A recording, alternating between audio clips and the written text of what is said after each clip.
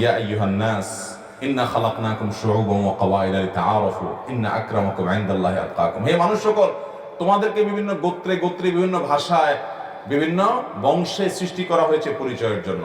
তোমাদের মধ্যে সবচেয়ে সম্মানিত সে যার ভিতরে তাকওয়া সবচাইতে বেশি। অতএব ভাইরা আমার, এই মন্দ চরিত্রগুলো যদি আমরা পরিহার করতে পারি, কাউকে নিয়ে হাসাহাসি বিদ্রুপ করা নয়, কাউকে নিয়ে খোঁচাখুচি করা নয়, কারোর পিছে লাগালাগি নয়, কারোর মন্দ দোষ বের করা নয়, কারোর প্রতি কুধারণা করা নয়, কারোর বিপদ শেকায়েত করা নয়, এভাবে যদি এই সমস্ত মন্দ কাজগুলো থেকে বেঁচে থেকে আপনি মুত্তাকি হতে পারেন, তাহলে আপনি আল্লাহর কাছে সবচাইতে সম্মানিত, সবচাইতে মর্যাদাবান। দুনিয়ার মানুষ আপনাকে কি বলে কি জানে সেটা বিষয় নয়, বিষয় হলো আল্লাহর কাছে আপনি অনেক বেশি সম্মানিত। আল্লাহ আমাদের সবাইকে সেরকম মুত্তাকি হওয়ার তৌফিক দান করুন। চেষ্টা করবো তো ইনশাআল্লাহ। ভাইরা আমার, এই আয়াতের মাধ্যমে আল্লাহ রাব্বুল আলামিন জানিয়ে দিয়েছে যে এই মন্দ চরিত্রগুলো থেকে যদি বাঁচতে পারো, তুমি আল্লাহর কাছে সম্মানিত হবা। এছাড়া অন্য কোনো পরিচয় দিয়ে তোমার কোনো লাভ হবে? তুমি কোন দল করো, কোন গ্রুপ করো,